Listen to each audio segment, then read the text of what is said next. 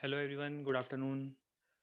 Hopefully आप लोगों का सबका टेस्ट जो है वो अच्छा गया होगा और एनालिसिस वगैरह जो है डिस्कशन पार्ट वगैरह है, जो आपका डाउट सेशन होगा उसमें आप लोग पेपर की जो एनालिसिस है आप लोगों की वो कंटिन्यू हो जाएगी। मीनवाइल लास्ट टर्न पर हम लोग बात कर रहे थे न्यूटन्स लॉ ऑफ कूलिंग की, तो उसी प्रोसेस को हम लोग एक्सटेंड करते हैं। अच्छा, इनफैक्ट आज हम लोगों को लॉज ऑफ थर्मोडायनेमिक्स भी स्टार्ट करना है। थोड़ा सा आज हम लोग ये जो कंडक्शन, कन्वेक्शन, रेडिएशन होता है, हीट ट्रांसफर मैकेनिज्म्स होता है, उससे आज थोड़ा सा हम लोग डी टूल लेंगे। ये कंप्लीट करने के बाद आज हम थोड़ा सा डी टूल लेकर स्टार्ट करेंगे लॉज ऑफ थर्मोडायनेमिक्स। वो अगेन एक इंटरेस्टिंग पोर्शन होगा, बट उससे पहले हम लोग बात कर रहे थे लास्ट टाइम पर Newton's law of cooling.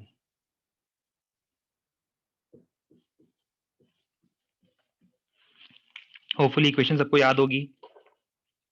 Simple C condition थी, अगर ऑब्जेक्ट और सराउंडिंग के बीच में जो टेम्परेचर डिफरेंस है अगर वो सराउंडिंग के टेम्परेचर के कंपैरिजन में बहुत कम होगा तो उस केस में, अगर ये कंडीशन फुलफिल होती है तो इस केस में जो रेट ऑफ कूलिंग होगा वो डायरेक्टली प्रोपोर्शनल होगा, proportional to the temperature difference between object and surrounding. ये तो बेसिक लॉ था। और इसके बाद आपको एक डिटेल्ड इक्वेशन याद आ रही होगी, हम लोगों ने ऑब्जेक्ट का फाइनल टेम्परेचर फाइंड किया था इन टर्म्स ऑफ सराउंडिंग का temperature and initial temperature of object, जहां पर हम लोगों ने इंटीग्रेशन की हेल्प ली थी और हम लोगों ने एक कर्व ड्रॉ किया था, कूलिंग कर्व। वो भी सबको याद होगा कि अल्टीमेटली फाइनली जो ऑब्जेक्ट है वो सराउंडिंग का टेम्परेचर अटेन कर लेगा after a sufficiently long time. और इस पर हम कुछ क्वेश्चंस ट्राई कर रहे थे। एक क्वेश्चन इनफैक्ट कंप्लीट हो गया था, मैं उसका सेकंड मेथड बताने वाला था।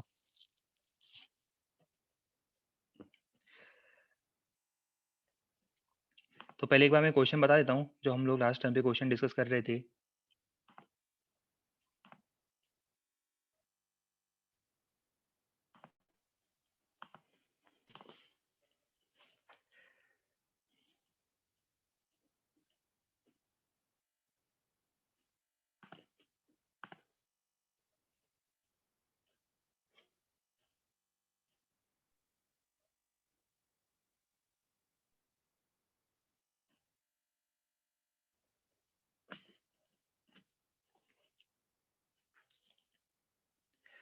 हाँ, ये क्वेश्चन था 40 से 35 कूल होने में 10 मिनट्स लगते हैं। मैं एक बार डेटा नोट कर लेता हूँ। 40 से 35 कूल होने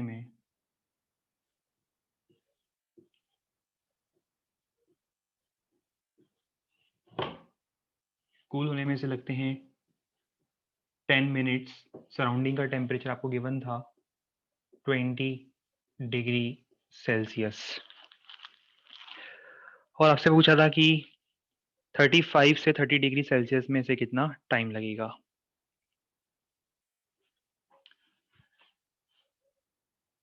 35 डिग्री सेल्सियस से 30 डिग्री सेल्सियस के बीच में यहाँ पर इसे कितने टाइम की रिक्वायरमेंट होगी। सराउंडिंग का टेम्परेचर तो फिक्स्ड है 20 डिग्री सेल्सियस पर। देखो, ये सेम क्वेश्चन हम लोगों ने लास्ट में जब डिस्कस किया था हम लोगों ने अप्लाई किया था कूलिंग कर्व वाली जो इक्वेशन थी, वो जो कंप्लीट इक्वेशन हम लोगों ने लिखी थी कूलिंग कर्व की, हम लोगों ने वो अप्लाई करी थी। अब हम लोग इसका एक दूसरा मेथड देखते हैं, थोड़ा सा और अप्रोक्सीमेटली। देखो, ऑब्वियसली सबको क्लियर हो रहा है कि पहले ही Newton law of cooling approximately method है। हम लोगों ने वो बाइनोमियल अप्रोक्सीमेशन पहले ही लिया था। अब इस अप्रोक्सीमेट मेथड में हम लोग इतना अप्रोक्सीमेशन ले ही लिया है तो थोड़ा सा और अप्रोक्सीमेशन सही। तो एक स्टेप अप्रोक्सीमेशन हम और एक्स्ट्रा लेंगे, और वो अप्रोक्सीमेशन देखो कैसे लेते हैं हम लोग।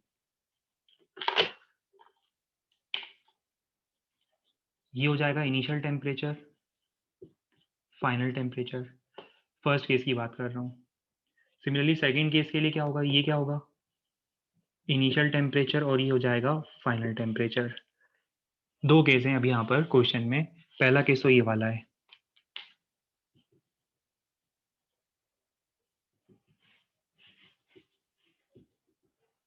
और इसके बाद जो सेकंड सिनेरियो था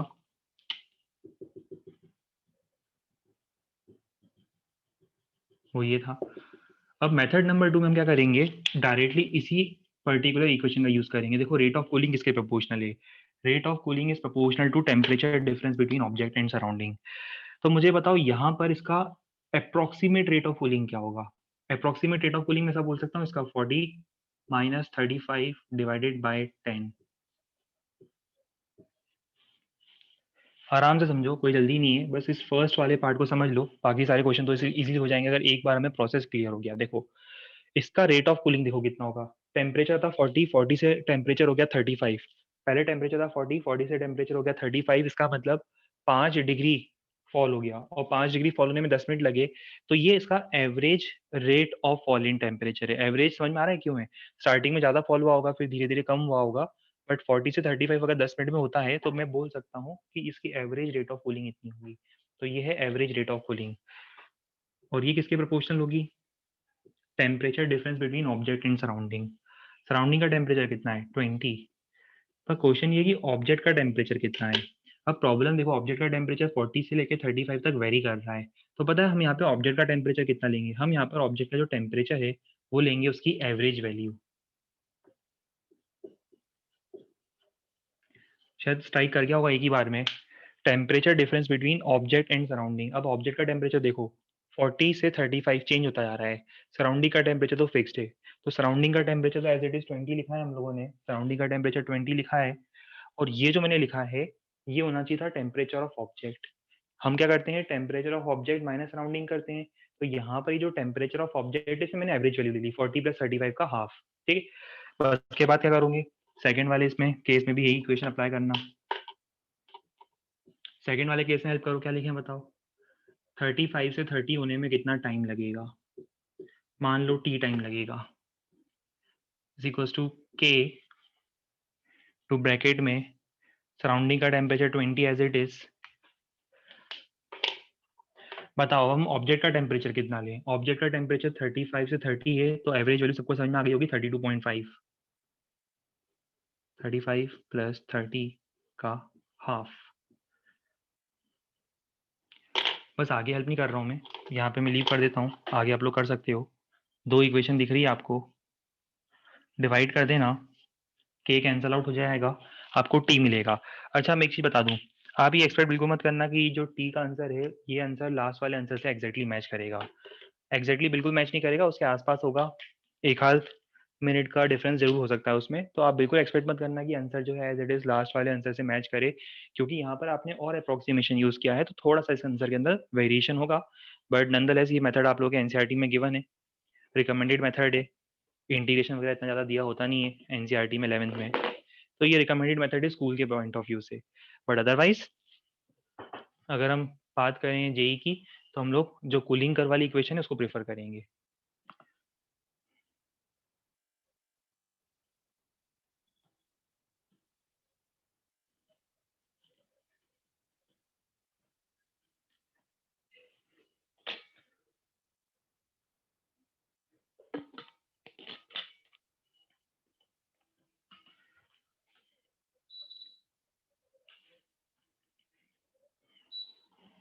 हाँ मैं फिर से रिपीट कर रहा हूँ, आपको कौन सी मेथड प्रेफर करनी है।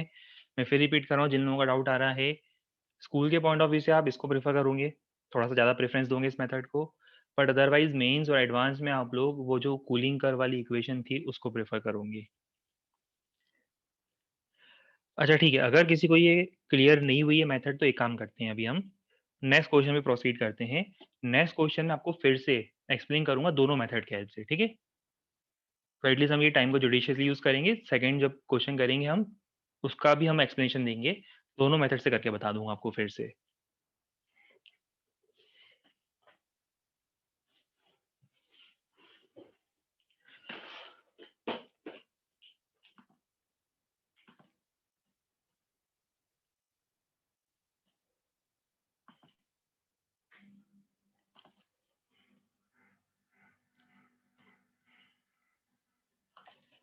ये ट्राई करो, और जब ट्राई कर रहे हो तो दोनों मेथड से ट्राई करना।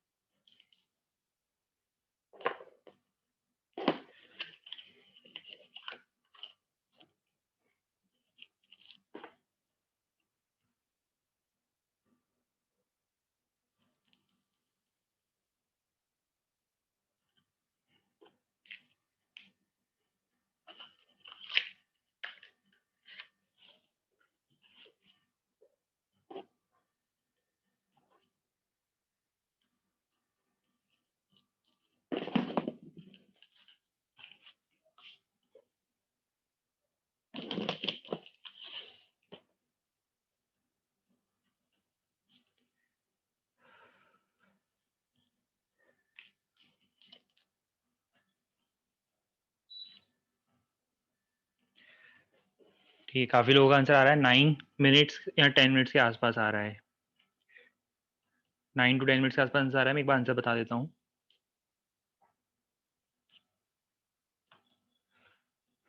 आंसर आना चाहिए इस बार 10 मिनट्स।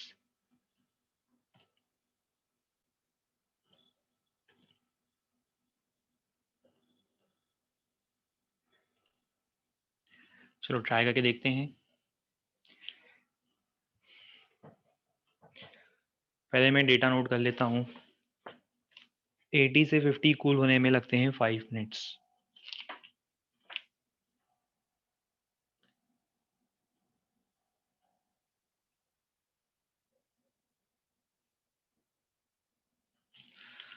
और हमें फाइंड करना है 60 to 30।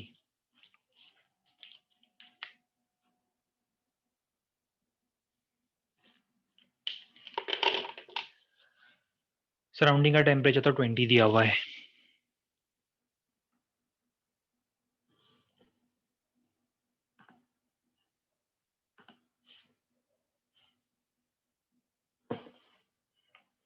चलिए पहले काम करते हैं। पहले अब सेकंड मेथड से बता देता हूँ आपको। ठीक है, सेकंड मेथड हम पहले यूज कर इस बार।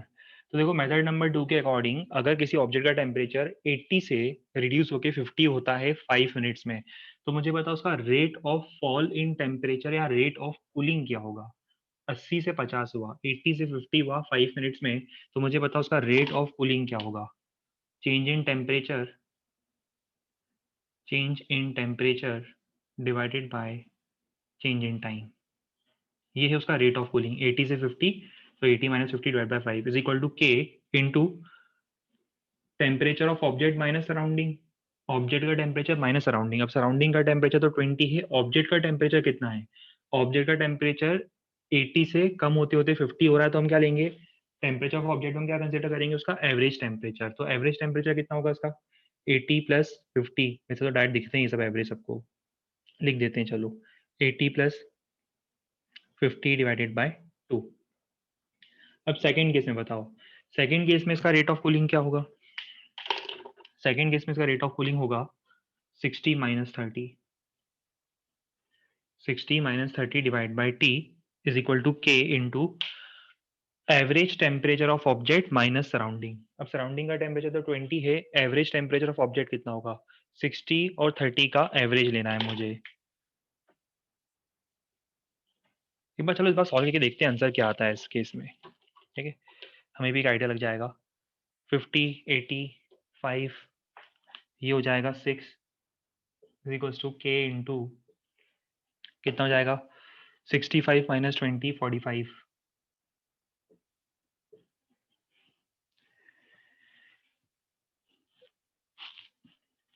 ये तो हमें एक इक्वेशन मिल गई। सेकंड इक्वेशन में यहाँ से मिलेगी कितना हो जाएगा, ये 30 बाई टी। ये कितना हो जाएगा 45 माइनस 20 डिवाइड कर देना। डिवाइड करने पर क्या मिलेगा, T divided by 5 equals to 45 by 25।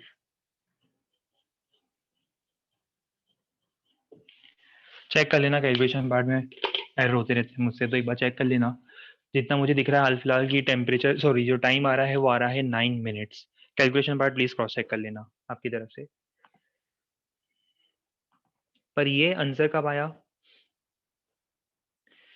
हाँ ये एनसीईआरटी वाली मेथड हमने फिर से बता दी है। जिन लोगों ने रिक्वेस्ट करी थी हमने सेम एनसीईआरटी वाली मेथड, ये वाली मेथड थी एवरेज वाली, हमने बता दी है। हाँ अब हम लोग वापस फर्स्ट मेथड यूज करेंगे। फर्स्ट मेथड सबको याद आ रहा होगा, इक्वेशन वाली मेथड।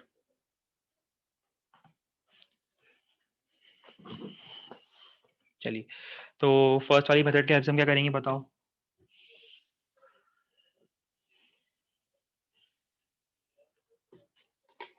इक्वेशन याद है आप लोगों को,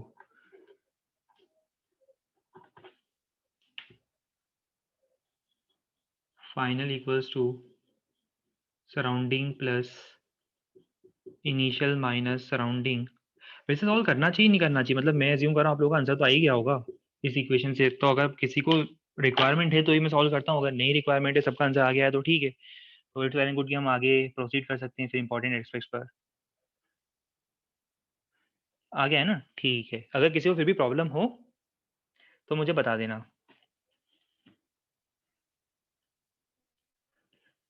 ठीक है ना। वही इक्वेशंस के अंदर वैल्यूज पुट करनी है, 2 बार वैल्यूज पुट करनी है, डिवाइड करना है, सॉल्व करना है। अच्छा, मीनवाइल एक और क्वेश्चन आया है कि दोनों में से कौन से मेथड से आंसर ज़्यादा प्रिसाइज आता है। देखो, पहली बात तो दोनों ही मेथड से आंसर प्रिसाइज नहीं आता है। क्यों नहीं आता है? क्योंकि न्यूटन्स लॉ ऑफ कूलिंग में हम लोग अप्रोक्सीमेशन यूज कर रहे हैं। जब डेरिवेशन ही हुआ था, जब न्यूटन्स लॉ ऑफ कूलिंग का डेरिवेशन हमने देखा था, तभी अप्रोक्सीमेशन यूज हुए थे। तो दोनों मेथड से जो आंसर आता है वो अप्रोक्सीमेट आता है। पर ज़्यादा क्लोज, ज़्यादा प्रिसाइज आंसर किस मेथड में आएगा? इस वाले मेथड में आएगा, ये वाली इक्वेशन वाली मेथड में। ये ज़्यादा प्रिसाइज आंसर देखा, क्योंकि यहाँ पर हम लोगों ने रादर देन टेकिंग एवरेजेस, हम लोगों ने यहाँ पर क्या करा है, with the help of integration हम लोगों ने इस इक्वेशन को फाइंड किया है। और ये जो आप इससे पहले मेथड देख रहे हो, ये एवरेजिंग वाली मेथड जो है वो इतनी ज़्यादा प्रिसाइज नहीं होगी। तो प्रिसीजन अगर देखा जाए, तो सॉरी, एक्यूरेसी अगर देखी जाए, तो इसकी एक्यूरेसी कंपेरेटिवली बेटर होगी।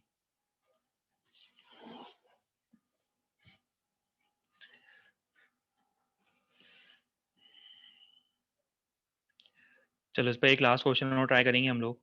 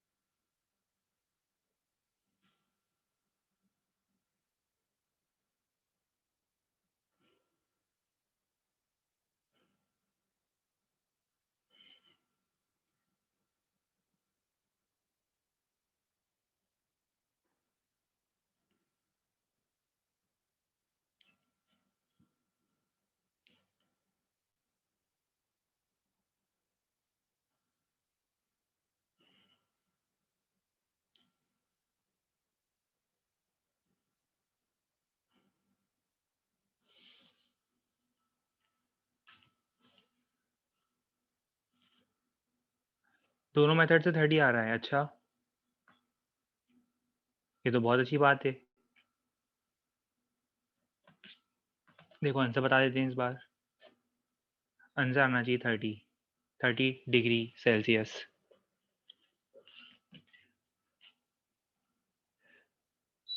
अच्छा, वैसे अब इस मेथड की कंप्लीट आपको प्रैक्टिस तो हो गई होगी। और अगर कोई चाहता है ये क्वेश्चन सॉल्व करना हो, अगर एक बार कुछ डाउट हो, कुछ क्लैरिफिकेशन रिक्वायर्ड हो, बता दो जल्दी से, तुम सॉल्व करके बता देंगे। अदरवाइज हम लोग आगे के टॉपिक्स पर फोकस करेंगे।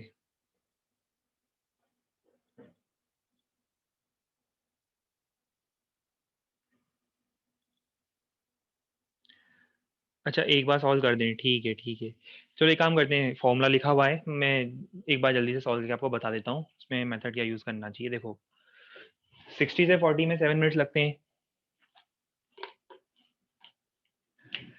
फ़ॉर्मूला ही है, डायरेक्ट एप्लीकेशन है फ़ॉर्मूले का, और कुछ है नहीं इसमें। देखो अब फ़ॉर्मूला अगर आपको क्लियर हो, देखो इसलिए मैंने कंसेप्ट में ज़्यादा टाइम लगाया था कि अगर आपको कंसेप्ट क्लियर होगा तो फिर तो आप इसको डायरेक्टली अप्लाई कर सकते हो। और नेक्स्ट 7 मिनट्स के बाद आपको टेम्परेचर फाइंड करना है।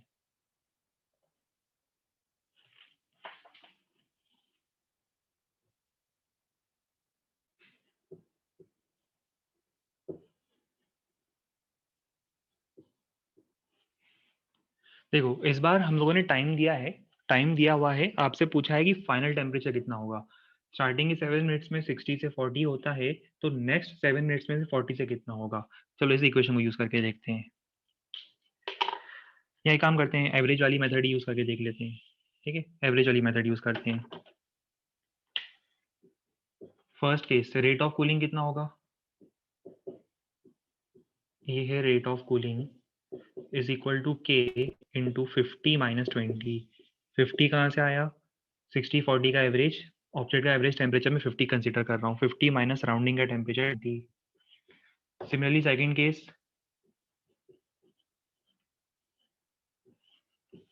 40 minus x by 7 is equal to K into इसका अब average temperature 40 plus x by 2। ठीक है, average temperature 40 plus x by 2 minus 20। ठीक है, अब हम क्या करेंगे बताओ, इन दोनों को डिवाइड करेंगे, 1 डिवाइडेड बाई 2। ठीक है, तो यहाँ से क्या आ रहा है, 2x is equal to 60, x equal to 30। देखो कितनी जल्दी कैलकुलेशन हो गया, आ गया आंसर।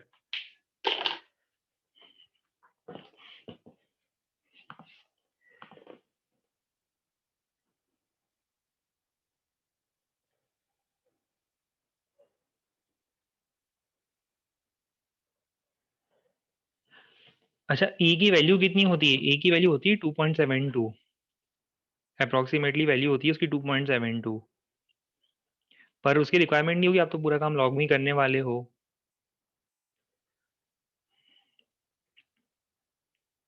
अच्छा इक्वेशन वाली मेथड से भी सॉल्व किया बताए, नहीं नहीं, अब एक काम करो, अब एक काम करो आप, हम लोगों ने दो क्वेश्चन जो हैं वो इक्वेशन वाली मेथड से भी सॉल्व करके बताए थे, शायद सेकंड वाला नहीं बताया था, फर्स्ट वाला तो बता ही दिया था इक्वेशन वाली मेथड से।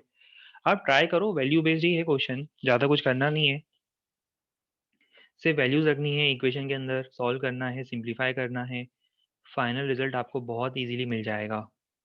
ट्राई करना, फिर भी अगर किसी को डाउट है तो मुझे बता देना, मैं आपको हिंट या सॉल्यूशन दे दूंगा फिर इसका। ठीक है, चलिए अब इसमें कुछ और पॉइंट्स भी हैं, बट अभी टाइम बिंग में उन पॉइंट्स को यहाँ पर, एक मिनट, 60 से डायरेक्ट टाइम 14 मिनट्स लेकर कर सकते हो, बिल्कुल कर सकते हो, पर देखो मैं एक मिनट और बता दूं कि अगर कुछ लोगों ने मुझसे ये पूछा है कि डायरेक्टली हम क्या कर सकते हैं कि 60 से लेकर यहाँ तक कर सकते हैं क्या 14 मिनट्स लेकर, देखो कर सकते हो, प्रॉब्लम पता है क्या है कि जैसे जैसे आप टेम्परेचर डिफरेंस वाइड करते आ रहे हो ना, तो उसमें ये जो एवरेजिंग वाली मेथड है, ये जो एवरेजिंग वाली मेथड है ना, इसमें एरर्स ज़्यादा आना स्टार्ट हो जाएंगे। जो आप एवरेजिंग वाली मेथड यूज़ करो इसमें एरर्स ज़्यादा आना स्टार्ट हो, इसलिए बेटर है कि 60 से 40 करो, 40 से एक्स करो। करने के लिए आप 60 से एक्स भी कर सकते हो, पर वो बहुत बड़ा एवरेज हो जाएगा। देखो 60 प्लस एक्स बाई 2 एवरेज बहुत ज़्यादा हो जाएगा, तो अवॉइड करना ज़्यादा बेटर है उसको।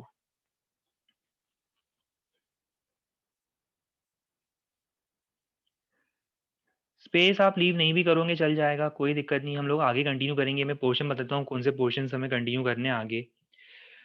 रेडिएशन से रिलेटेड कुछ टर्म्स होते हैं जो अभी हम लोगों ने देखे नहीं है, ब्लैक बॉडी स्पेक्ट्रम की बात करनी है, वेन्स डिस्प्लेसमेंट लॉ की बात करेंगे हम लोग, और formation of ice on ponds, और एक और solar constant, definitely solar constant की भी बात होनी है इन सब में। पर अब ये जो है ये एक इंडिपेंडेंट पोर्शन ही मान लो उसको, तो उसको हम अभी थोड़े समय के लिए स्किप कर रहे हैं, और उससे पहले हम लोग स्टार्ट कर रहे हैं लॉज ऑफ थर्मोडायनेमिक्स, जो कि इसका मेन पोर्शन होगा। थोड़ा सा अब हम एम्फेसिस देंगे अब थर्मोडायनेमिक्स के सबसे इंपॉर्टेंट पोर्शन पर। और अब हम स्टार्ट करेंगे फर्स्ट लॉ ऑफ थर्मोडायनेमिक्स।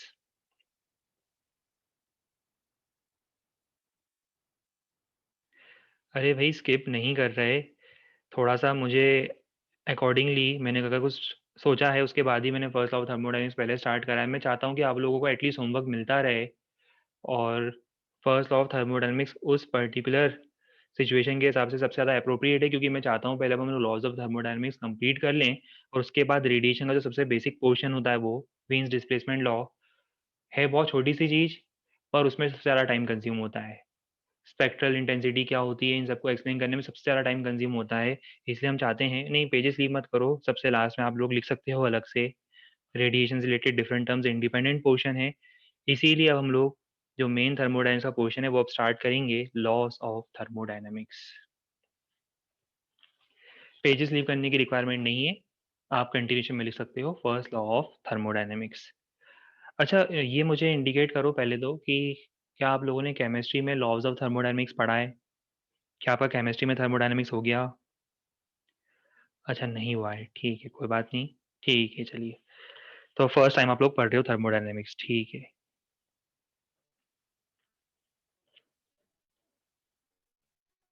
चलिए थोड़ा सा एक्सप्लेन कर देता हूँ फिर फर्स्ट लॉ को डिटेल में।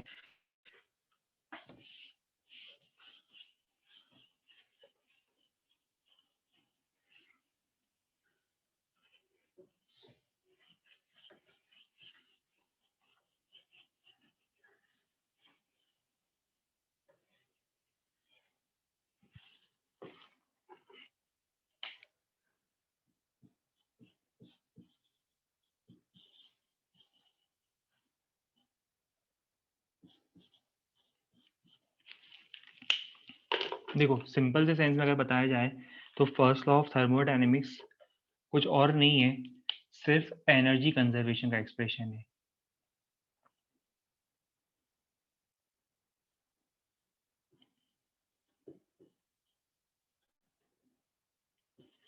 तो फर्स्ट लॉ की जो इक्वेशन होती है बेसिकली वो क्या रिप्रेजेंट करती है? Equation for energy conservation in thermodynamics. तो थर्मोडायनेमिक्स में हम लोग एनर्जी कंजर्वेशन किस तरह से अप्लाई करेंगे? अब होगा ये कि आगे जाकर हम लोग एक गैसियस सिस्टम की बात करेंगे। गैसियस सिस्टम का मतलब होगा कि एक कंटेनर के ऊपर एक पिस्टन होगा और उसके अंदर गैस ट्रैप्ड होगी, जैसे एग्जांपल।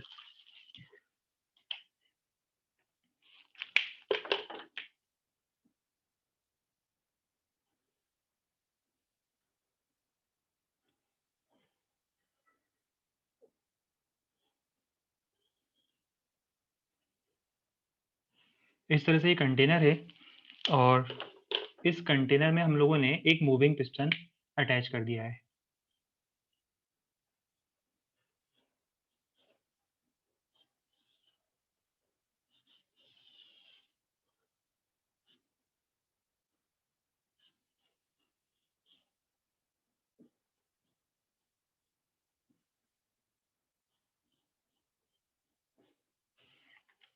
कंटेनर कंटेनर के अंदर क्या है? गैस फिल्डअप है। ये जो यहाँ पर आपको दिख रहा है सब्सटेंस, ये है गैस। अच्छा अब हम क्या करते हैं, अब हम इस सिस्टम को कुछ हीट प्रोवाइड करते हैं। ये जो गैस है हम इसको हीट प्रोवाइड करते हैं। अब मुझे बताओ अगर मैं इसको हीट प्रोवाइड करूंगा तो क्या होगा? अगर मैं इस गैसियस सिस्टम को कुछ हीट प्रोवाइड करता हूँ तो हीट का कुछ पोर्शन कहाँ जाएगा? हीट का कुछ पोर्शन तो ये वर्क करने में कंज्यूम करेगा, दिख रहा है? अगर आप इसको हीट करोगे गैस एक्सपेंड होगी, पिस्टन मूव करेगा। पिस्टन मूव करेगा मतलब गैस जो है वो वर्क कर रही है। वर्क डन सबको समझ में आता है, फोर्स इनटू डिस्प्लेसमेंट। डेफिनेटली कुछ लोगों का मैसेज आया है इंजन वाला पिस्टन, मैं आगे जाकर ही बताऊंगा कि फर्स्ट लॉ ऑफ थर्मोडायनेमिक्स के बाद जब हम सेकंड लॉ पढ़ते हैं तो जितने भी इंजन होते हैं, हीट इंजन से लेकर पेट्रोल इंजन, डीजल इंजन, जितने भी इंजन होते हैं वो बेसिकली लॉज ऑफ थर्मोडायनेमिक्स पर ही वर्क करते हैं। मतलब वो सब अपने अपने एक इंडिपेंडेंट थर्मोडायनेमिक साइकिल में वर्क करते हैं। और वो थर्मोडायनेमिक साइकिल पढ़ने के लिए हमें थर्मोडायनेमिक्स का एक थॉरो नॉलेज होना चाहिए। बट अभी हाल फिलहाल बात बहुत सिंपल सी हो रही है कि एक गैसियस सिस्टम है, हमने गैस को हीट प्रोवाइड करी। हीट एनर्जी प्रोवाइड करने पर क्या होगा? आप गैस को कुछ हीट दे रहे हो, उसका कुछ पोर्शन क्या कर रहा है? गैस वर्क करने में यूज कर रहा है। देखो ये देखो गैस जो है एक्सपेंड होगा, वर्क करेगा, पर रिमेनिंग पोर्शन कहाँ जाएगा? गैस रिमेनिंग पोर्शन अपने इंटरनल एनर्जी में स्टोर कर लेगा। क्योंकि देखो जब आप इसको हीट करोगे तब गैस का टेम्परेचर भी इंक्रीज होगा, और अगर गैस का टेम्परेचर इंक्रीज होगा इसका मतलब गैस की इंटरनल एनर्जी में भी इंक्रीमेंट आया है। तो सिस्टम को हीट सप्लाई करने का कुछ पोर्शन कहाँ जाता है? कुछ पोर्शन जाता है उसके इंटरनल एनर्जी में और रिमेनिंग पोर्शन कहाँ जाता है? वर्क करने में। जैसे बहुत सिंपल सा एग्जांपल बताता हूँ। जब घर वाले आपको बोलते हैं कि ग्रॉसरी की कुछ शॉपिंग करनी है, तो आप उनसे लेते हो 1000 रुपीज़, ठीक है।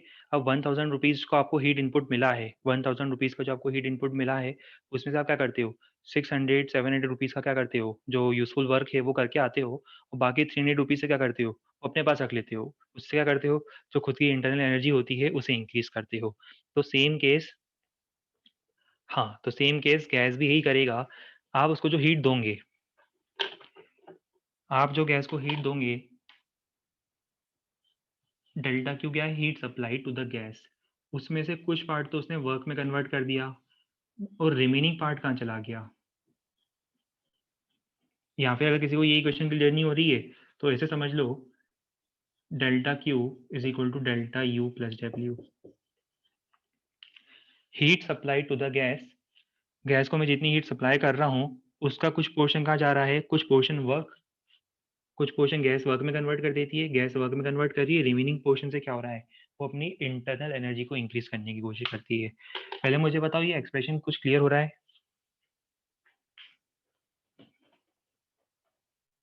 बिल्कुल बेसिक एनर्जी कंजर्वेशन लग रहा है आप लोगों को? बहुत सिंपल एनर्जी कंजर्वेशन है। पर अब याद रहे, इंटरनल एनर्जी क्या होती है, ये आगे आएगा। जब हम काइनेटिक थ्योरी की बात करेंगे, तब हम गैस की इंटरनल एनर्जी की भी बात करेंगे। टर्न बाय टर्न सारी चीजें हम डिस्कस करेंगे। जैसे स्टार्टिंग हम लोग वर्क से करेंगे, वर्क के बाद हम हीट की बात करेंगे, हीट के बाद हम लोग डेल्टा यू की भी बात करेंगे, ठीक है।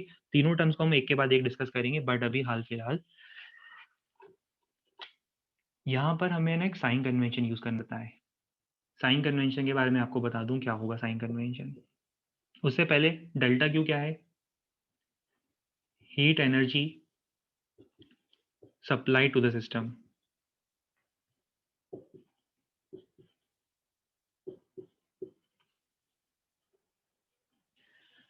इतनी हीट हम सिस्टम को सप्लाई कर रहे हैं। डेल्टा क्यू क्या है, heat energy which is supply to the system. W is work done by the system.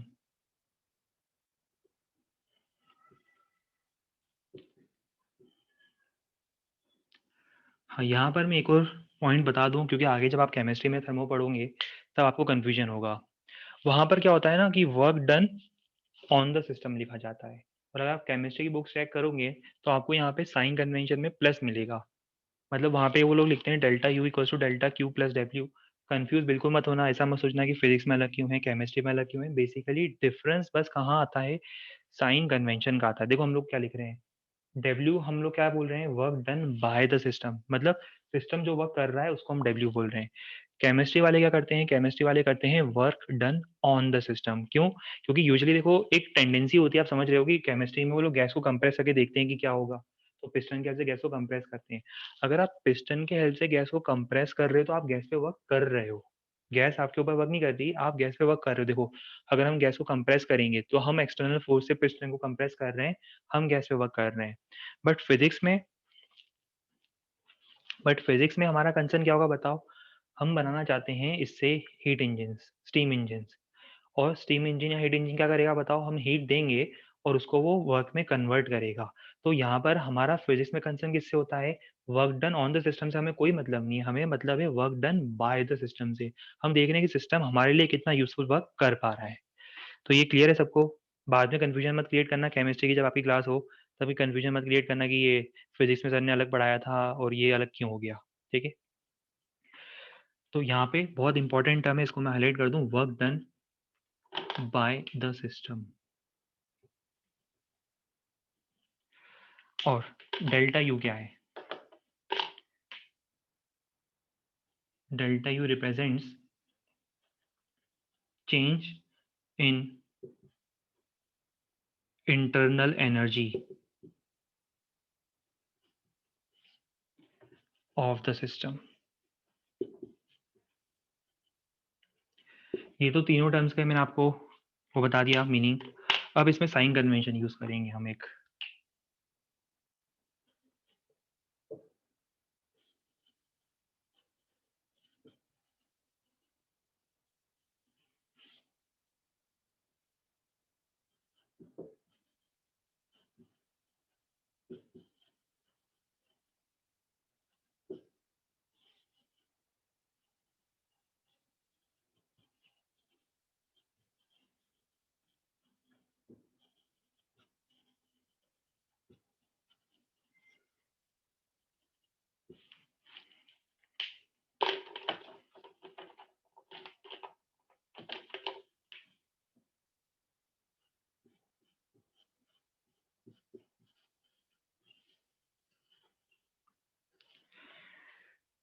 देखो, work done by the system, अगर सिस्टम वर्क कर रहा है तो उसे आप पॉजिटिव लोगे। And heat supplied to the system, heat supply to the system मतलब अगर हम सिस्टम को हीट सप्लाई कर रहे हैं, देखो हम अगर सिस्टम को हीट सप्लाई कर रहे हैं तो पॉजिटिव, सिस्टम अगर वर्क कर रहा है तो पॉजिटिव। इसका रिवर्स भी होता है कई बार इसका रिवर्स भी होगा फिजिक्स में। कहने का मतलब ये है कि कई बार हम लोग क्या करेंगे, पिस्टन को कंप्रेस भी करेंगे। अगर हम पिस्टन को कंप्रेस कर रहे हैं मतलब हम सिस्टम का वर्क देख रहे हैं, तो सिस्टम का वर्क उस केस में हम क्या लेंगे, नेगेटिव लेंगे। मैं फिर रिपीट कर रहा हूँ, अगर गैस एक्सपेंड हो रही है तो सिस्टम वर्क कर रहा है। और क्योंकि हमने लिखा है कन्वेंशन में, क्या लिखा है साइन कन्वेंशन में, work done by the system should be taken as positive. तो work done by the system positive होगा। तो अगर हम सिस्टम पे वर्क कर रहे हैं तो क्या लेंगे हम, बताओ उसे, हम उसे नेगेटिव लेंगे। सिमिलरली सिमिलरली अगर हम सिस्टम को हीट सप्लाई कर रहे हैं तो हम उसे पॉजिटिव लेंगे। देखो यहाँ पे हमने सिस्टम को हीट सप्लाई करी है तो it will be taken as positive. But अगर कोई केस आपको ऐसा मिलता है जहाँ पर सिस्टम हीट लूज कर रहा है, कोल्ड सराउंडिंग में हमने सिस्टम रखा है, सिस्टम हीट लूज कर रहा है, तो heat lost by the system will be taken as negative. बहुत सिंपल है साइन कन्वेंशन, जल्दी से नोट कर लो इसको। First law of thermodynamics.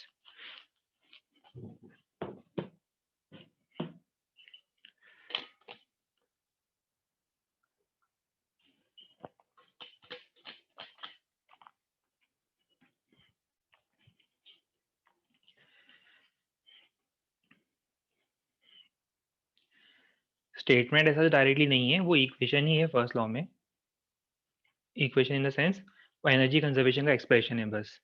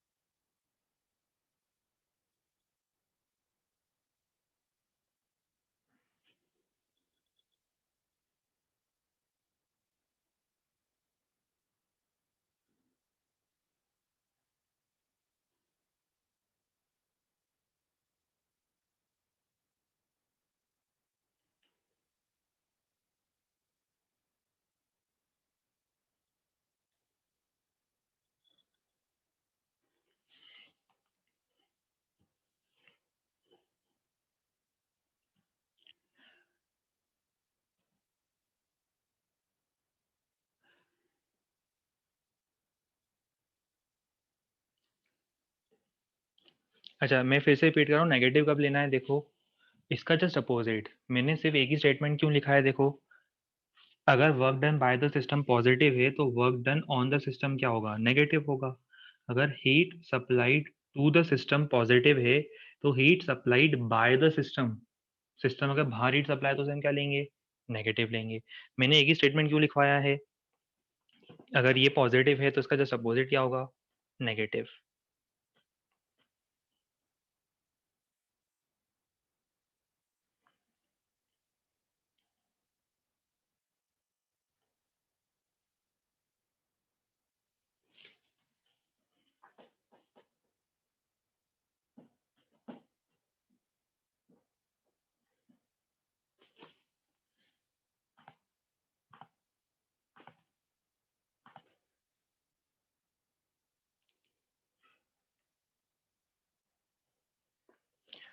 अच्छा अब ये बताओ कि आप लोगों ने स्टेट फंक्शन क्या होता है, पाथ फंक्शन क्या होता है, ये इससे पहले कभी पढ़ा है। स्टेट फंक्शन, पाथ फंक्शन, चलिए ठीक है, इसके बारे में नॉलेज नहीं है, ठीक है मैं बता देता हूँ। कोई बात नहीं, मैं बता देता हूँ क्या होता है। देखो बेसिकली अगर कोई भी थर्मोडायनेमिक प्रॉपर्टी सिर्फ इनिशियल और फाइनल पॉइंट पे डिपेंड करती है, जैसे एग्जांपल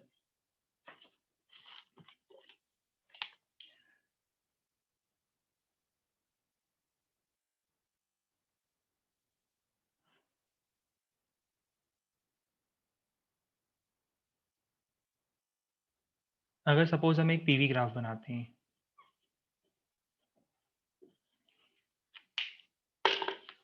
सपोज मैं एक रैंडमली एक पीवी ग्राफ बनाता हूँ जिसमें गैस को मैं इनिशियल पॉइंट ए से फाइनल पॉइंट बी तक ले जाता हूँ, ठीक है। अब ए से बी ले जाने के कितने पॉसिबल पाथ हैं, बहुत सारे अलग अलग पाथ हैं। ये ए से बी के लिए पाथ वन हो जाएगा, ये है पाथ वन। फिर दूसरा पाथ हो सकता है पाथ टू, ये वाला पाथ हो सकता है। सेकंड पाथ हो गया, थर्ड पाथ भी पॉसिबल था एसीबी के लिए, ये थर्ड पाथ हो गया, ऐसे इनफाइनाइट पॉसिबल पाथ से। ठीक है, अब थर्मोडायनेमिक, कुछ थर्मोडायनेमिक प्रॉपर्टीज होगी, जैसे example temperature, pressure, volume, internal energy, work done, heat supplied. हमें थर्मोडायनेमिक्स से ले देकर इन सब की बातें करनी है। देख लो हम लोग क्या डिस्कस करना चाहते हैं थर्मोडायनेमिक्स में, temperature, pressure, volume, delta U, work done, delta Q, ये सब कुछ थर्मोडायनेमिक प्रॉपर्टीज हैं सिस्टम की। ठीक है, अब इनमें से कुछ प्रॉपर्टीज होती है जिनको हम बोलते हैं स्टेट फंक्शन। कुछ प्रॉपर्टीज होती है जिन्हें हम क्या बोलते हैं, स्टेट फंक्शन।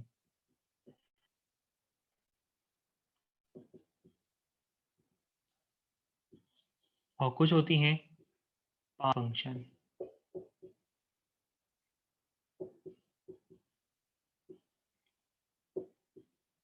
नाम से शायद किया होगा। स्टेट फंक्शन का मतलब होता है ऐसी प्रॉपर्टीज जो सिर्फ सिस्टम के इनिशियल और फाइनल स्टेट पर डिपेंड करती है। वो स्टेट आपने किस बात से अटेन करा है इस बात पर डिपेंड नहीं करती है, उसे हम बोलते हैं स्टेट फंक्शन। जैसे आप लोग वो डब्ल्यूपी में कंजर्वेटिव फोर्स वगैरह पढ़ते हो, तो जिस तरह से कंजर्वेटिव फोर्स का वर्क डन जो होता है वो सिर्फ इनिशियल और फाइनल पॉइंट पर डिपेंड करता है, पाथ पर डिपेंड नहीं करता है, वैसे को समझ लो स्टेट फंक्शन के केस में होता है। देखो स्टेट फंक्शन का मतलब होता है ऐसी प्रॉपर्टीज, ऐसी थर्मोडायनेमिक प्रॉपर्टीज जो सिर्फ इनिशियल और फाइनल स्टेट पर डिपेंड करती है, उसे इस बात से कोई मतलब नहीं है कि आपने वो स्टेट कैसे अटेन करा है, उन्हें हम बोलते हैं स्टेट फंक्शन। पाथ फंक्शन का मीनिंग बताओ क्या होगा। पाथ फंक्शन का मतलब होगा ऐसी थर्मोडायनेमिक प्रॉपर्टीज जो कि न सिर्फ इनिशियल और फाइनल पॉइंट पर डिपेंड करे, साथ ही साथ इस बात पर भी डिपेंड करे कि इनिशियल से फाइनल पॉइंट हम लोग किस पाथ के थ्रू अटेन करते हैं, उसे हम बोलते हैं पाथ फंक्शन। तो state function versus path function में अब अगर हम बात करें डेल्टा यू की, तो सिस्टम की जो इंटरनल एनर्जी होती है डेल्टा यू, ये होता है स्टेट फंक्शन। अभी मैं सिर्फ इन तीनों चीज़ों की बात कर रहा हूँ, अभी मैं सिर्फ तीनों चीज़ों की बात कर रहा हूँ, इसलिए मैं बाकी टर्म्स के ऊपर डिस्कशन नहीं कर रहा हूँ। तो डेल्टा यू क्या होता है बताओ। डेल्टा यू जो है, ये वाला जो डेल्टा यू है, ये होता है स्टेट फंक्शन। अच्छा, ये डेल्टा यू स्टेट फंक्शन क्यों होता है ये हम आगे देखेंगे, जब हम लोग आगे डेल्टा यू का फॉर्मूला देखेंगे। और हम लोग देखेंगे डेल्टा यू का जो फॉर्मूला होता है उसमें हमें पता चलेगा कि डेल्टा यू जो होता है गैस का, वो सिर्फ टेम्परेचर पर डिपेंड करता है। गैस की जो एनर्जी होती है, केटीजी में हम लोग पढ़ेंगे आगे जाकर कि गैस की जो एनर्जी होती है वो उसके टेम्परेचर पर डिपेंड करती है। ठीक है, तो ये जो डेल्टा यू होता है वो स्टेट फंक्शन है। उसे इस बात से बिल्कुल मतलब नहीं है कि आपने इनिशियल पॉइंट से पॉइंट किस पाथ से अटेन करा है, चाहे 1 2 3 कैसा भी पाथ हो। देखो तीनों पाथ में आपका final temperature, final pressure, final volume क्या आ रहा है, सेम आ रहा है। किसी भी पास से जाओ, जो फाइनल कंडीशन अटेन कर रहे हो सेम है। इसका मतलब फाइनली तीनों केसेस में, क्योंकि आपको गैस बिल्कुल सेम टाइप की मिल रही है, तो उसकी जो फाइनल इंटरनल एनर्जी होगी या इन दोनों पॉइंट्स के बीच में इंटरनल एनर्जी का जो चेंज होगा वो एग्जैक्टली सेम होगा। तो इसका मतलब डेल्टा यू कैसा फंक्शन है, it is a state function. Work done की बात करें तो वर्कडन कैसा फंक्शन है, यहाँ पर वर्कडन होगा पाथ फंक्शन। जो वर्कडन है वो पाथ फंक्शन है। अभी हम देखेंगे एरिया अंडर पीवी ग्राफ। शायद थोड़ा बहुत आपको आइडिया होगा एरिया अंडर पीवी ग्राफ का, कुछ आइडिया इस बारे में, area under PV graph work done देता है गैस का।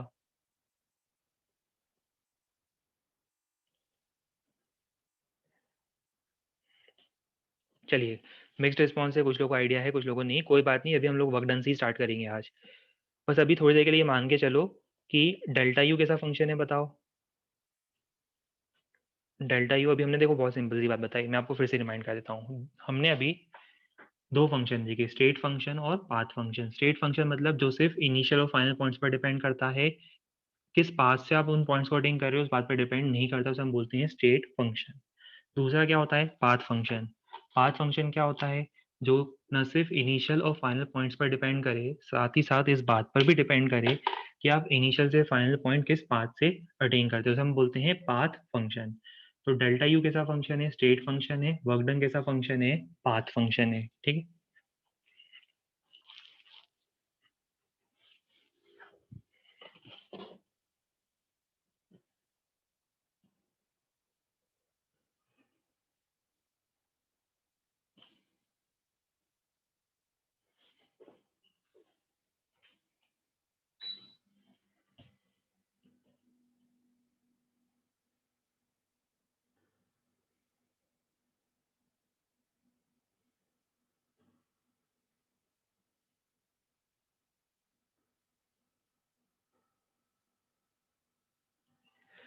देखो वर्क डन पाथ फंक्शन कैसे है वो भी हम लोग आगे देखेंगे। देखो मैं आपको पहले थोड़ा आगे का बता देता हूँ। देखो वर्क डन के पॉइंट्स प्रॉपर्टीज हम सब पढ़ेंगे।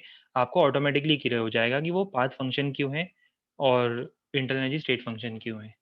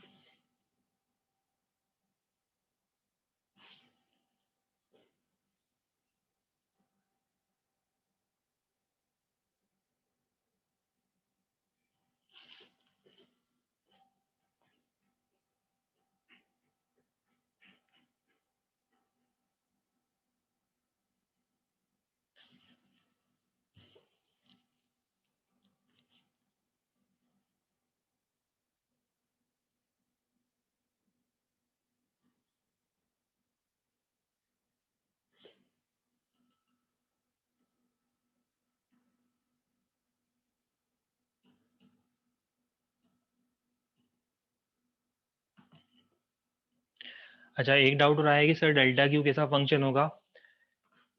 देखो डेल्टा क्यू भी पाथ फंक्शन होगा। अभी हम लोग थोड़ी देर में जब वर्क डन के बाद डेल्टा क्यू की बात करेंगे मैं आपको बताऊंगा हर प्रोसेस के लिए डेल्टा क्यू की वैल्यू अलग अलग आएगी। Constant pressure process, constant volume process, हर एक प्रोसेस के लिए डेल्टा क्यू की जो वैल्यू होगी इनिशियल और फाइनल पॉइंट्स के बीच में वो अलग अलग आएगी। ये दोनों पाथ फंक्शन होते हैं। इन दोनों का जो डिफरेंस है वो स्टेट फंक्शन आता है। ठीक है, ये दोनों पाथ फंक्शन है और ये स्टेट फंक्शन होता है।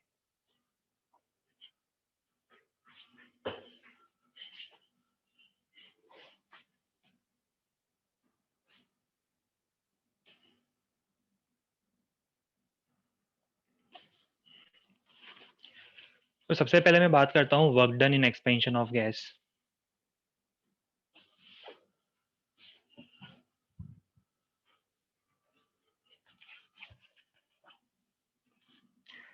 मैं आगे का सीक्वेंस बताता हूँ कि आगे हम लोग किस सीक्वेंस में पढ़ेंगे।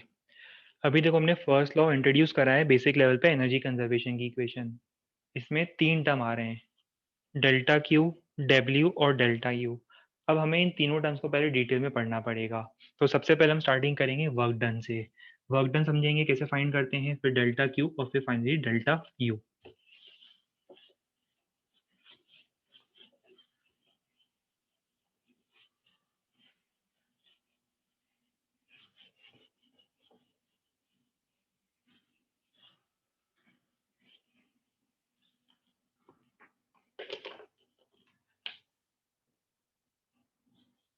स्टार्टिंग हम करेंगे work done in expansion of gas. फिर से वही सेम एग्जांपल लेते हैं, पिस्टन वाला एग्जांपल।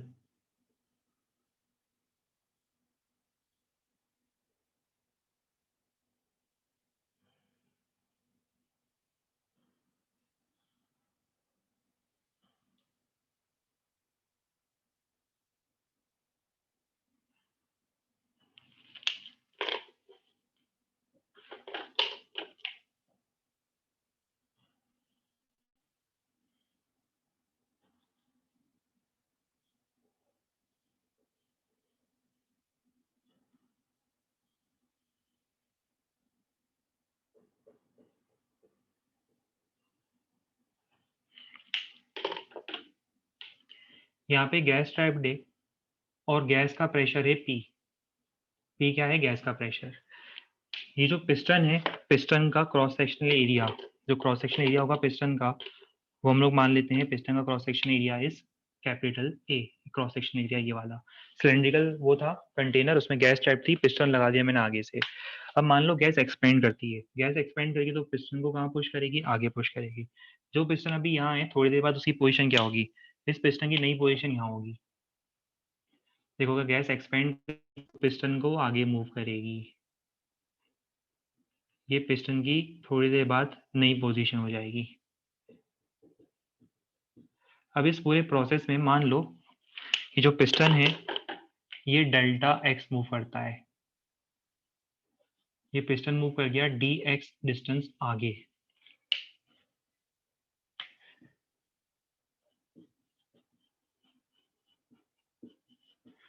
ये सब क्रॉस सेक्शन एरिया था ए, और पिस्टन जो था वो डी एक्स आगे मूव करता है।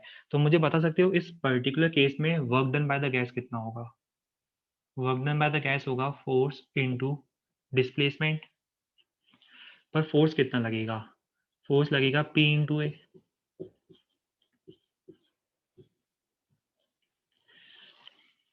देखो गैस फोर्स कहाँ लगा रही है? गैस फोर्स आगे लगा रही है। कितना फोर्स लगा रही है गैस? Pressure into area. तो फोर्स हो जाएगा P इंटू ए और डिस्प्लेसमेंट है डी एक्स। पर ये बताओ ए डी एक्स क्या है? ए डी एक्स हो जाएगा डीवी।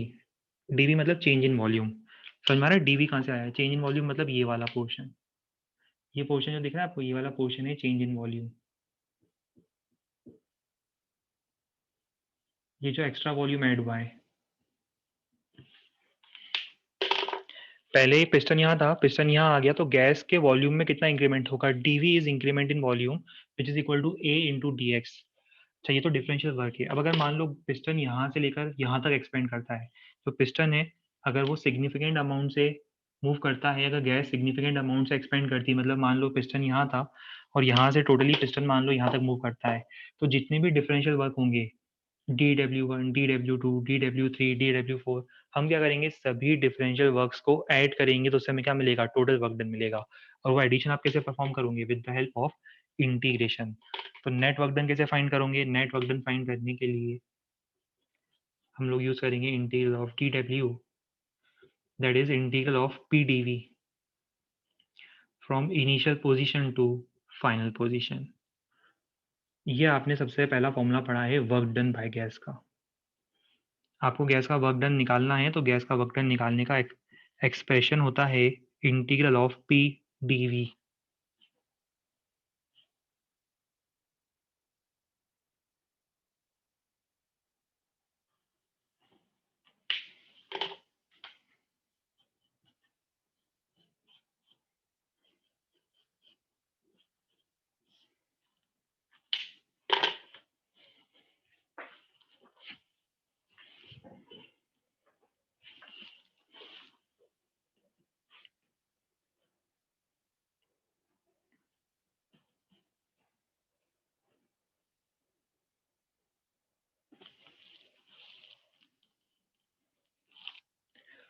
अच्छा ए डी एक्स डीवी के इक्वल कैसे आया? चलो ठीक है, अब मुझे बताओ ए क्या है? Area of cross section.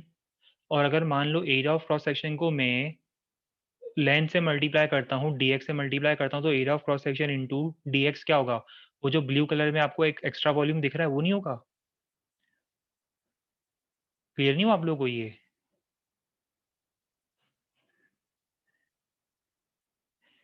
ये क्लियर है? ए डी एक्स को में डीवी मतलब चेंज इन वॉल्यूम है। चेंज इन वॉल्यूम मतलब क्या है? देखो गैस थोड़ा सा एक्सपेंड होगी तो उसके वॉल्यूम में कितना इंक्रीमेंट आएगा? ए है area of cross section. Area of cross section को अगर मैं हॉरिजॉन्टल डायरेक्शन के डिस्टेंस से मल्टीप्लाई करूंगा, तो मुझे वॉल्यूम में चेंज नहीं मिलेगा कि गैस कितना एक्सपेंड हुई है एक्स्ट्रा।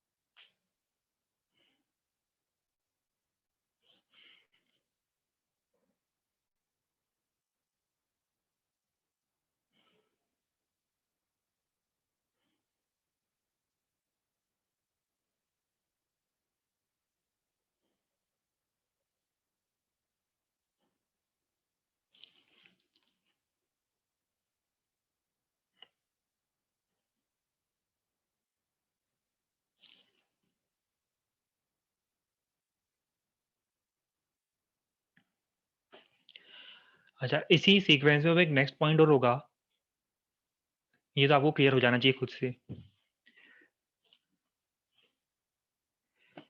समझ में आ गया? Integral of y d x, integral of y d x क्या देता है? Area under the curve.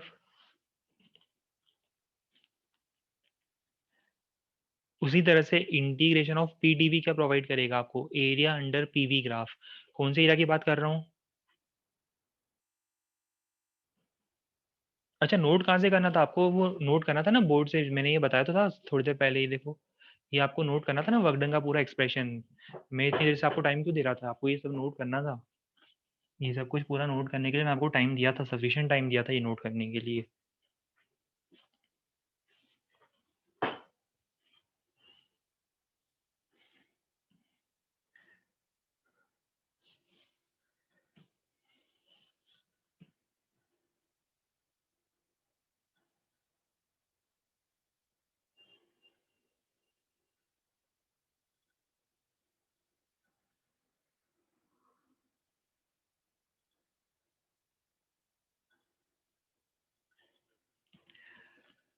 ठीक है, नोट कर लिया ये। सेम साइट्स थी वो पहले जो मैंने बताया था ना। ये देखो, मैं वैसे प्रोजेक्टर पे ड्राइव करता और अभी हम लोगों ने यहाँ पे ड्राइव कर दिया बोर्ड पर। ठीक है, इंटीग्रेशन ऑफ पीडीवी।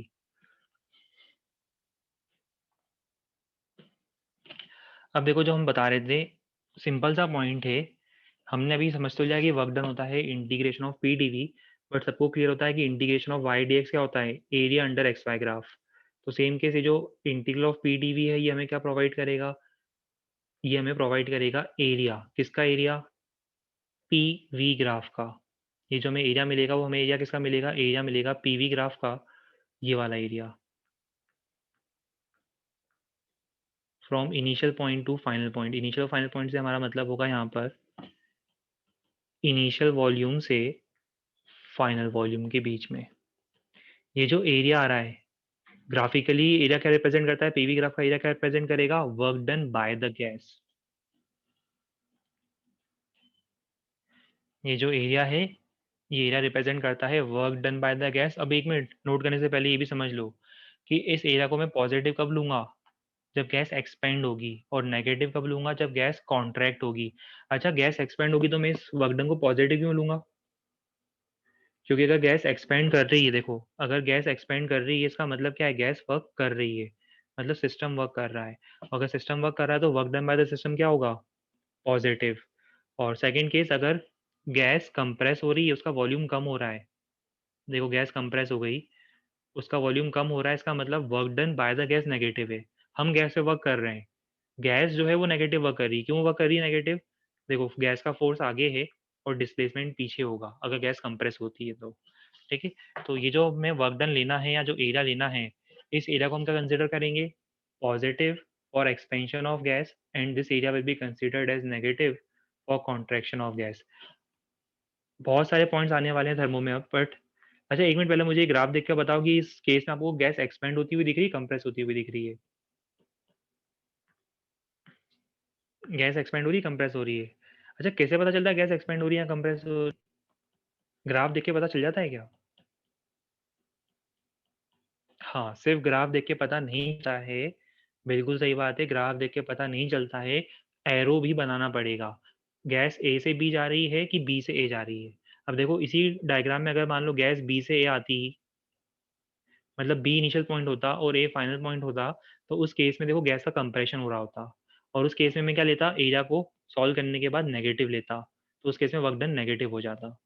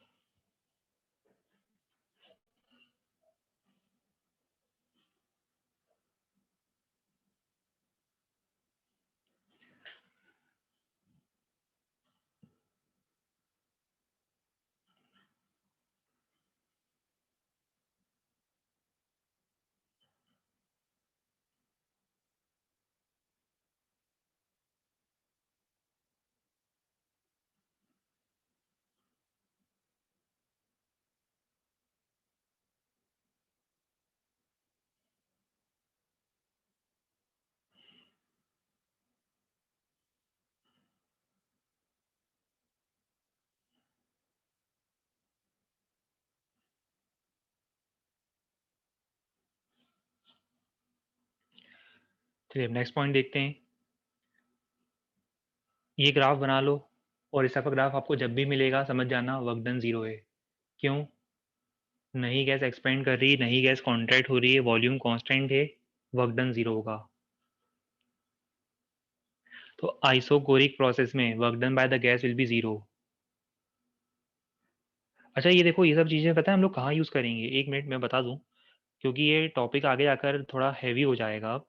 देखो अब इसमें हम लोग प्रोसेस पढ़ेंगे आगे जाकर, आइसोथर्मल प्रोसेस, एडियाबैटिक प्रोसेस के बाद आइसोबारिक प्रोसेस और उसके बाद आइसोकोरिक प्रोसेस। तो आइसोकोरिक प्रोसेस में जब मैं लॉज ऑफ थर्मोडायनेमिक्स अप्लाई करूंगा तब आपको क्लियर होना चाहिए कि वर्क डन डायरेक्टली मैं 0 लिख सकता हूँ, क्योंकि ग्राफ ऐसा बनेगा।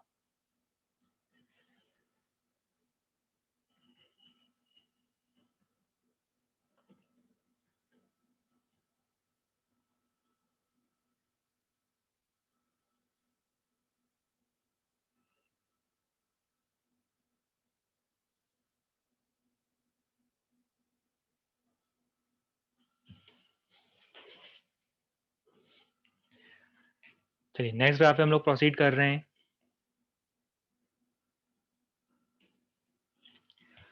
नेक्स्ट ग्राफ देखो, फर्स्ट वाला ग्राफ देखो, वर्क डन क्या होगा इस केस में? पॉजिटिव। और साइड वाले में वर्क डन क्या होगा? उसमें भी पॉजिटिव, नेगेटिव नहीं होगा। देखो दोनों में पॉजिटिव है। दोनों में पॉजिटिव क्यों है वर्क डन? प्रेशर इंक्रीज या प्रेशर डिक्रीज होने से कोई फर्क नहीं पड़ रहा है हमें यहाँ पर। हमें डिफरेंस किस बात से पड़ रहा है कि वॉल्यूम इंक्रीज हो रहा है या डिक्रीज हो रहा है। दोनों केसेस में हम लोग ए से बी जा रहे हैं, तो दोनों केसेस में वॉल्यूम में इंक्रीमेंट आ रहा है। तो दोनों केसेस में वर्क डन क्या होगा? Positive area under the curve.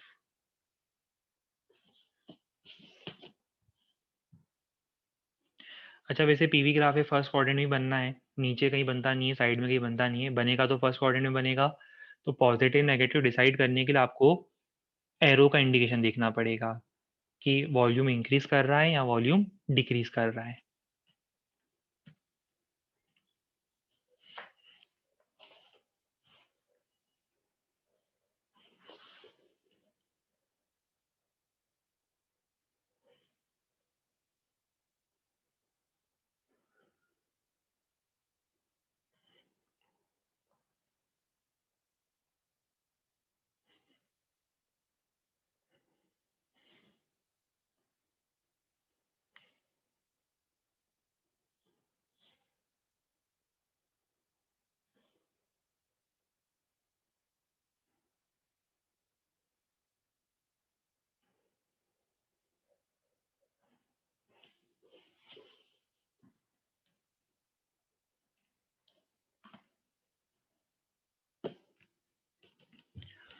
हाँ बी टू ए वाला मैं केस बताऊंगा आपको। ये वाला केस भी हम देखो डिस्कस करेंगे आगे, सब चीज़ आएगी आगे, सीक्वेंस वाइज हम सारी चीज़ें नोट करते जाएंगे, एक एक पॉइंट हम बताएंगे आगे जाकर।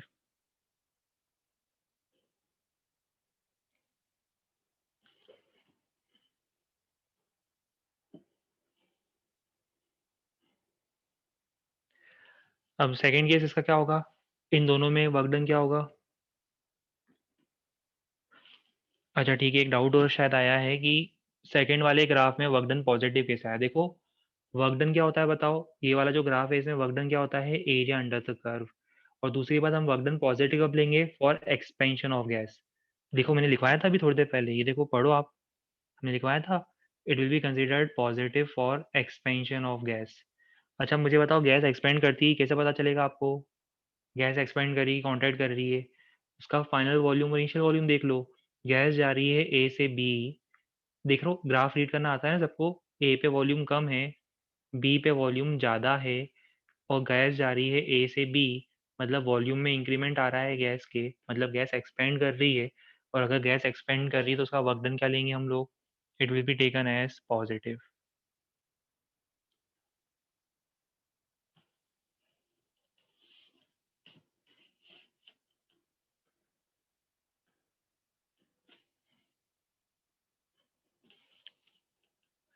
प्रेशर इंक्रीज हो प्रेशर डिक्रीज हो, मैं फिर रिपीट कर रहा हूँ, प्रेशर से कोई फर्क नहीं पड़ेगा, साइन की बात कर रहा हूँ, साइन पर फर्क नहीं पड़ेगा, वैल्यू तो ऑब्वियसली बात है प्रेशर पे भी डिपेंड करेगी, एरिया दोनों चीज़ों पे डिपेंड करेगा। अभी इन दोनों केसेस में आप क्या लेंगे, एरिया जो लोगे, एरिया फाइंड करने के बाद उसको क्या करूँगी, नेगेटिव कर दूंगी। इन दोनों केस में वर्क डन क्या होगा, नेगेटिव होगा। क्यों, गैस आ रही है ए से बी, तो इनिशियल वॉल्यूम ये है और ये फाइनल वॉल्यूम होगा।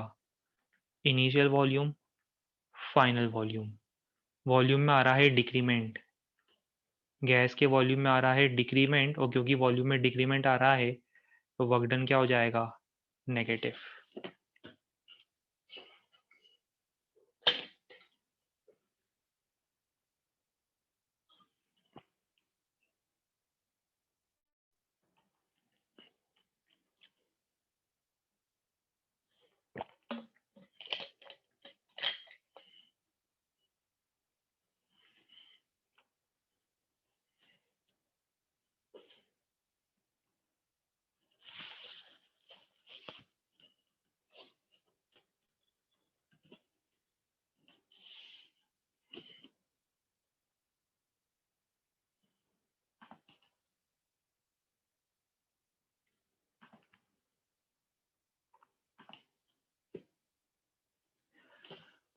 अच्छा, अब हम बात करते हैं साइक्लिक प्रोसेसेस की। थोड़ा मैं एक्सप्लेन कर देता हूँ, कंफ्यूजन नहीं आए, बाद में हम बहुत यूज करेंगे इसको।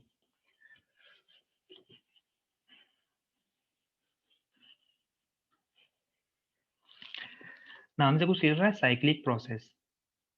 साइक्लिक प्रोसेस का मीनिंग क्या होगा, इनिशियल और फाइनल स्टेट सेम होगा।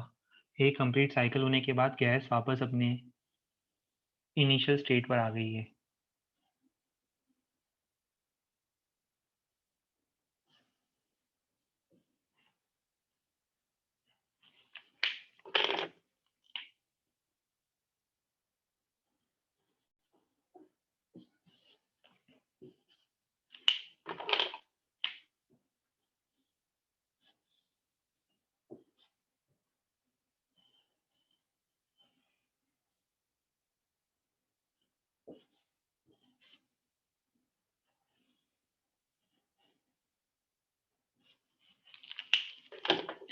साइक्लिक प्रोसेस का नाम है A B C D A. ए से स्टार्ट करके साइकिल कंप्लीट होके ए पर आता है। मुझे पता है इस पूरे प्रोसेस में वर्क डन किससे निकालूंगे। पहले ए से बी का वर्क डन, ए से बी का वर्क डन पता है क्या होगा, ये पूरा एरिया होगा। देखो ए से बी का वर्क डन क्या होगा, ये कंप्लीट एरिया होगा।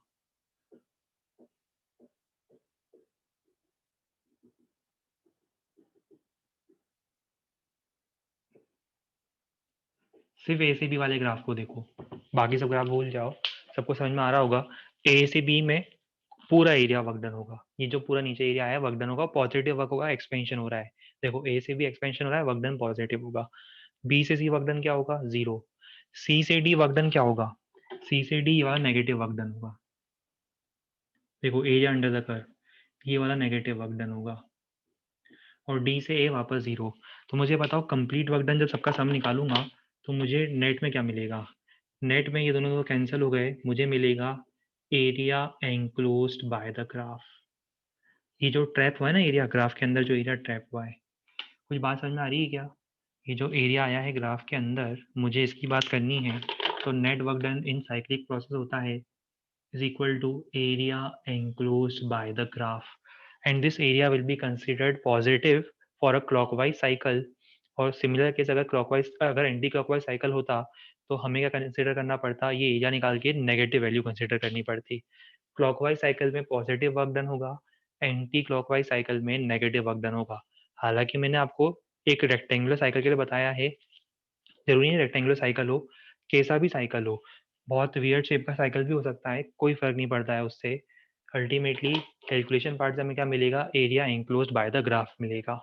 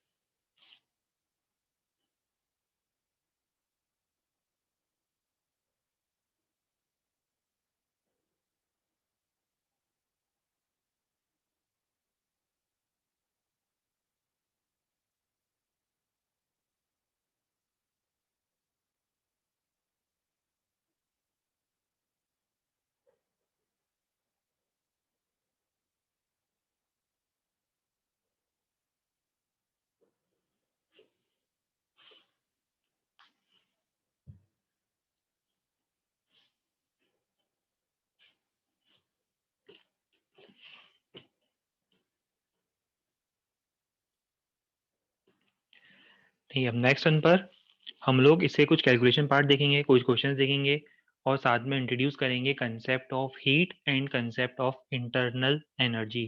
तो जिस तरह से हम लोगों ने वर्क डन का एक्सप्रेशन देखा, आज हम लोगों ने वर्क डन का एक्सप्रेशन देखा, जिस तरह से वर्क डन का एक्सप्रेशन होता है इंटीग्रल ऑफ पी डीवी, ये इसमें ये वाला पार्ट था।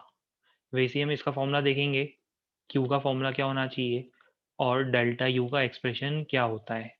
ये 3 चीज़ें हमें पढ़नी है, तो इसको हम लोग कंटिन्यू करेंगे नेक्स्ट टर्न पर।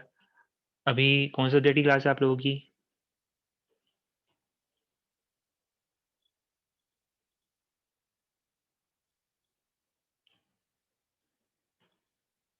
ठीक है, तो हम हो सेटिंग्स ट्रांसफ़र कर देते हैं।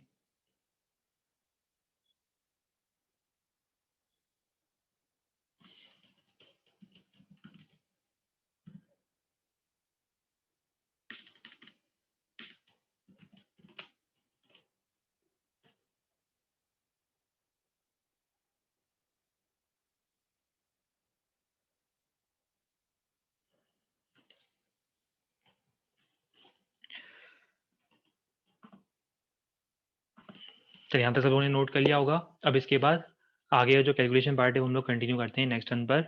Good bye and take care.